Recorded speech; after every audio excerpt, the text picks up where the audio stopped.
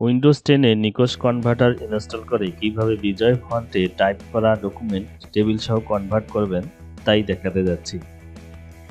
এটাই হচ্ছে আমার উইন্ডোজ 10 কম্পিউটার। তার ভিতরেই আছে একটা ভার্চুয়াল কম্পিউটার। এই ভার্চুয়াল কম্পিউটার ইনস্টল দেওয়ার একমাত্র কারণ হচ্ছে যে নিকোস কনভার্টার উইন্ডোজ 10 এ কাজ করে না, অথবা আমি কাজ করাতে পারিনি, তাই অনেক কাজেই আমার নিকোস কনভার্টার দরকার হয়।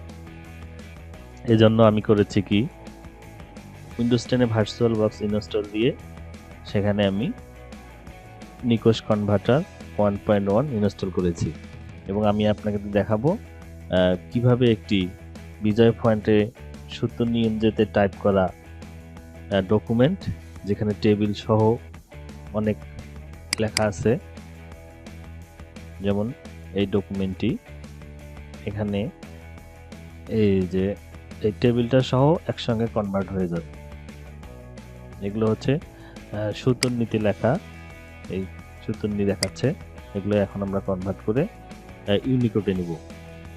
তো চলুন শুরু করা যাক। প্রথমে নিকোস কনভার্টার ওপেন করলাম।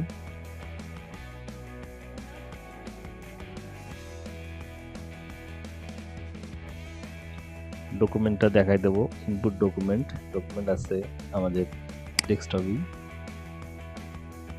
ডেস্কটপে নিলাম। সফল সমিতি লালমনিরহাট নামে ডকুমেন্টটা আসতে ওপেন করলাম।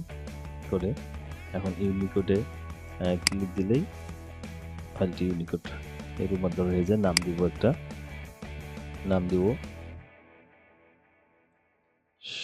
সফল সমিতি দিয়ে ছেপ দিলাম। ছেপ দেওয়ার সঙ্গে সঙ্গে ওপেন হয়ে গেল। এখন এটাই হচ্ছে নিকোস, এই যে দেখাচ্ছে নিকোস ফন্ট। এর আগে যেটা ছিল সেটা ছিল সূত্র নিয়ন্ত্রিত, এখন আমরা পেয়ে গেলাম নিকোস ফন্ট। এগুলো সব নিকোস ফন্ট। এই কনভার্টারে একটু সমস্যা আছে, যুক্ত অক্ষরগুলো সমস্যা হয়। যেমন এখানে যুক্ত অক্ষরগুলো সমস্যা হয়ে গেছে, এগুলো পরে ঠিক করে দিতে হবে। কিন্তু এটা পুরাই একটা হচ্ছে ইউনিকোড ফন্টে লেখা। এই ইউনিকোডটা কিভাবে Windows 10 a virtual box install দিবেন এবং এই ভার্চুয়াল বক্সে উইন্ডোজ 7 ইনস্টল দিতে হয়, এই ব্যাপারে অনেকগুলো ভিডিও টিউটোরিয়াল আছে ইউটিউবে, আপনি দেখে নিতে পারবেন। আমি শুধু দেখালাম যে হ্যাঁ, এভাবেও ইউনিকোড কনভার্টার কাজ করা যায়। এই আইডিয়াটাই আমি জাস্ট শেয়ার করলাম। ধন্যবাদ।